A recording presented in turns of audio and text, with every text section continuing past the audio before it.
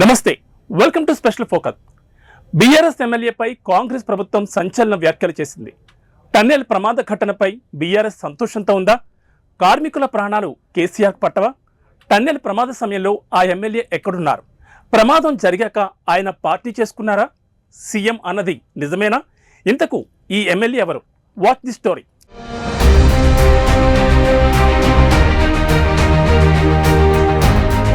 తెలంగాణలో రాజకీయం మహబూబ్ నగర్ జిల్లాలోని ఎస్ఎల్బీసీ టన్నెల్ చుట్టూ తిరుగుతోంది.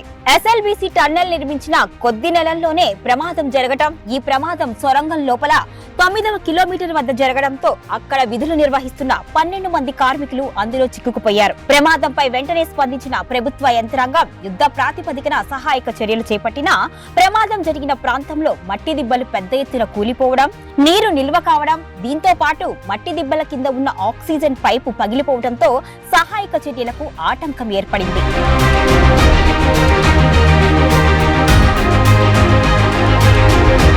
విషయం తెలుసుకున్న మాజీ మంత్రి బీఆర్ఎస్ ఎమ్మెల్యే హరీష్ రావు ఘటనా స్థలానికి చేరుకున్నారు. ఆయన్ను అధికారులు ప్రమాద స్థలానికి అనుమతించకపోవడంతో నేలపై బైఠాయించి నిరసన తెలిపారు. సహాయక చర్యల్లో ప్రభుత్వం విఫలమైంది అని, టన్నెల్ నిర్మించిన కొద్ది కాలంలోనే ఎలా కూలిపోయింది అని ప్రశ్నించారు. హరీష్ వ్యాఖ్యలపై స్పందించిన సీఎం రేవంత్ రెడ్డి సంచలన వ్యాఖ్యలు చేశారు. ఎస్ఎల్బీసీ టన్నెల్ ప్రమాదం జరగడంతో హరీష్ రావు దావత్ చేసుకున్నారు. ప్రమాద సమయంలో ఎమ్మెల్యే దుబాయ్ లో ఉన్నారు అని, ఇక్కడ పార్టీ చేసుకుంటే దొరికిపోతారు అనే భయంతో దుబాయ్ వెళ్లారు అని అన్నారు.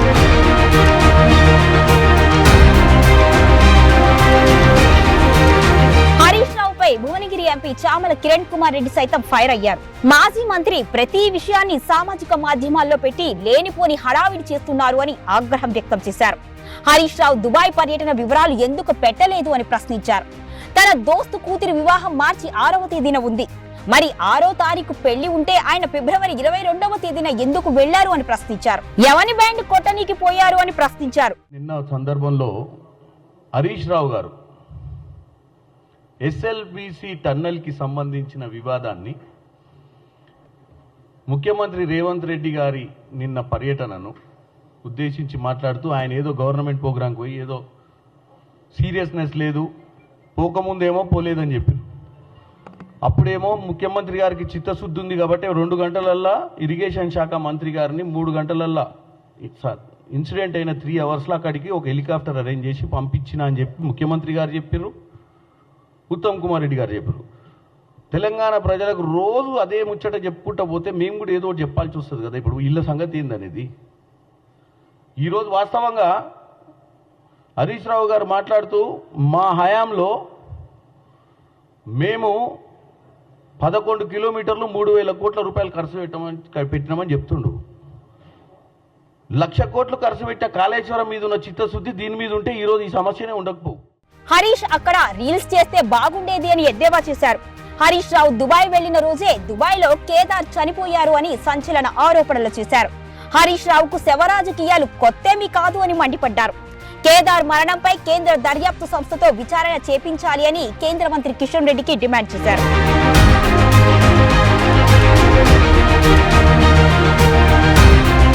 హరీష్ రావు పెద్ద అవినీతి పరుడు అన్న ఎంపీ ఆయన తన వద్ద ఉన్న నల్లధనాన్ని వైట్ గా మార్చుకోవడానికే దుబాయ్ వెళ్లారు అని విమర్శించారు. అధికారంలో ఉన్న సమయంలో హరీష్ రావు తనకు ఇచ్చిన శాఖల్లో ఉన్న పదవుల కంటే అధికారాన్ని అడ్డు పెట్టుకుని లూటీ చేసిన పనులే ఎక్కువ అని అన్నారు. ఇక హరీష్ రావుది ఎలక్షన్లు కలెక్షన్ల నినాదము అని ఎద్దేవా చేశారు. హరీష్ రావు డిక్షనరీలోనే అగ్గిపెట్టే, రాజీనామాలు మొదటి పదాలు అని సటైర్లు వేశారు. ఆయన సోషల్ మీడియాలో బీఆర్ఎస్ నెంబర్ 1 అని విమర్శించారు.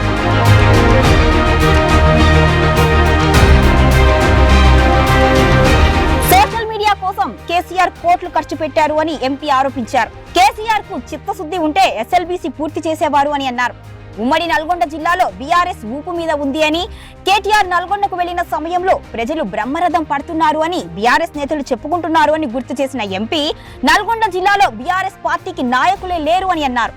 గతంలో ప్రమాదాలు జరిగితే కేసీఆర్ ఎప్పుడైనా వెళ్లారా అని ప్రశ్నించారు. ప్రతిరోజు మధ్యాహ్నం తొడలు కొట్టడానికి బీఆర్ఎస్ నేతలు బయటకు వస్తున్నారు అంటూ అన్నారు. ఇక ప్రమాదాలు జరిగినప్పుడు ప్రతిపక్షాలు సహకరించాలి అని సూచించారు. 10 ఏళ్లలో 3,000 కోట్లు ఖర్చు పెట్టడంలో మిమ్మల్ని మించినోడు ఎవరు లేడు. ఎన్ని కోట్లైనా ఖర్చు పెడతారు మీరు. పని విషయంలోనే చిత్తశుద్ధి లేదని మేము చెప్తున్నాం. పాలమూరు రంగారెడ్డి ప్రాజెక్టుల మీద దక్షిణ తెలంగాణలో కృష్ణా జలాల మీద వాటి మీద కట్టాల్సిన రిజర్వాయర్ల మీద మీకు చిత్తశుద్ధి లేదని మేము పదే పదే ఎందుకు చెప్తున్నాం తెలంగాణ ప్రజల ముందు? మీరు అటు ఇటు పోయి మళ్ళీ పిట్ట కథలు చెప్పడానికి ప్రయత్నం చేస్తారు. మీరు అనుకుంటే 10 ఏళ్లలో 11 కిలోమీటర్లు మేము చేసినామని పొంకనాలు చెప్తున్నావు కదా, 10 ఏళ్లలో 3,000 కోట్లు ఖర్చు పెట్టినామంటున్నావు కదా, నీకు చిత్తశుద్ధి ఉంటే 10 ఏళ్లలో సొరంగం దువ్వలేకపోదువా? గ్రావిటీ మీద అక్కడ చేయాల్సిన ప్రాజెక్ట్కి పెద్ద పెద్ద బాహుబలి మోటార్లు తెచ్చి 1,00,000 కోట్లు ఖర్చు పెట్టి కాళేశ్వరం మీద ఖర్చు పెట్టినవి. ఇక్కడ 3 లక్షల ఎకరాలు 4 లక్షల ఎకరాలకు సాగు ఫ్లోరైడ్ సమస్య మీద నల్గొండ జిల్లా బాధితులుంటే మీకు జిల్లాకు నాయకులు లేరు. ఫస్ట్ ఉన్న నాయకునికి అసలు ఆయనకు రాజకీయమే తెలియదు నల్గొండ జిల్లాలో. దానికోసం ఏ రోజు మీ దగ్గర వచ్చి పోరాడేది లేదా జగదీశ్వర్ రెడ్డి?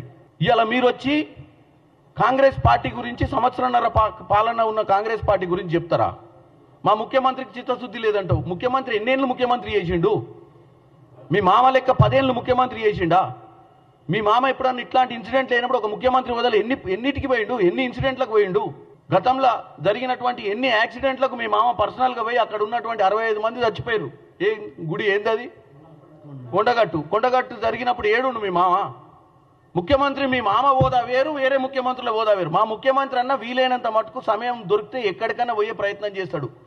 మీ ముఖ్యమంత్రి అసలు ఫామ్ హౌస్ వదిలిపెట్టి ఆ రోజు రాలేదు, ఈరోజు అపోజిషన్ పార్టీ గుండి కూడా రాలేదు. మీ మామ గురించి మాట్లాడడానికే నీకు ఓపిక లేదు, మీ మామ గురించి చర్చ చేయడానికే నీకు చేత కాదు. ఏమన్నుంటే ముచ్చట చెప్పడానికి రోజు పొద్దున సాయంత్రం మధ్యాహ్నం వచ్చి తొడలు కొట్టడానికే మాత్రం బయలుదేరుతారు మీరు బయటికి.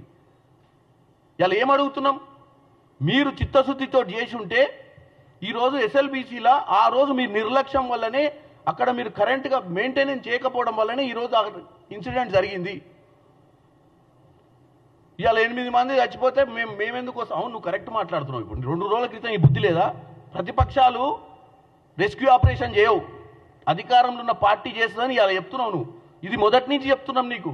నేను పోతా, తొడగొడతా, నేను పోయి చూస్తా, బయటికి గుంజుతా వాళ్ళందరినీ, నేను గంట సేపు టైం ఏలు పెట్టి గెలికి బయటికి తీస్తా అని చెప్పినావు. ఎట్లా తీస్తావు? ఆ రోజు తెలియదా నువ్వు ప్రతిపక్షం అని? ప్రతిపక్ష పార్టీలు డెఫినెట్గా రూలింగ్ పార్టీ చేసే వ్యవస్థల చేదోడు వాదోడు ఉండాలి. ఎస్పెషల్లీ ఇట్లాంటి ఇన్సిడెంట్స్ జరిగినప్పుడు మీరు కన్స్ట్రక్టివ్గా పాజిటివ్ మాట్లాడి ఆ 8 మంది. ఢిల్లీకి సీఎం వెళితే ప్రధాని సానుకూలంగా ఉంటున్నారు అని కిషన్ రెడ్డి, బండి సంజయ్ మాత్రం తెలంగాణకు ఏమీ రానివ్వడం లేదు అని తెలిపారు. తెలంగాణ బడ్జెట్ లో తెలంగాణ ఊసు లేకుండా చేశారు అని విమర్శలు గుప్పించారు.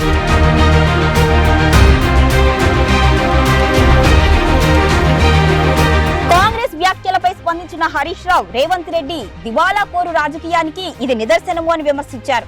దుబ్బాక ఎమ్మెల్యే కొత్త ప్రభాకర్ రెడ్డి కూతురు పెళ్లి వేడుకకు తాను దుబాయ్కు వెళ్లినట్లుగా గుర్తు చేశారు. ఆ వివాహానికి ఈ నెల 21వ తేదీన వెళ్లాను అని, ఎస్ఎల్బీసీ ప్రమాదం 22వ తేదీన ఉదయం జరిగింది అని అన్నారు. మధ్యాహ్నానికి ప్రమాదం గురించి తెలిసినట్లుగా చెప్పారు.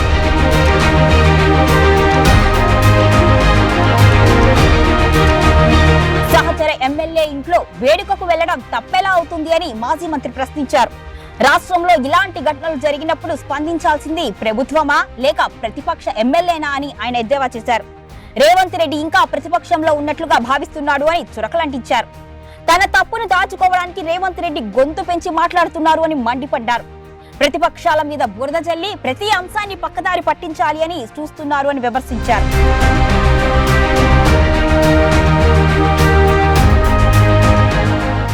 ఎస్ఎల్బీసీ సొరంగం ప్రమాదం రేవంత్ రెడ్డి ప్రభుత్వం వైఫల్యమే అని హరీష్ ఆరోపించారు.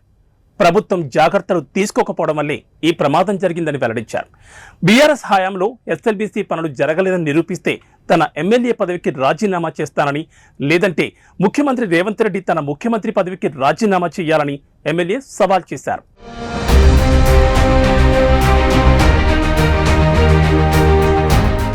ఇది ఇవాల్టి స్పెషల్ ఫోకస్. మరో ఇంట్రెస్టింగ్ టాపిక్ తో మళ్ళీ కలుద్దాం. నమస్తే.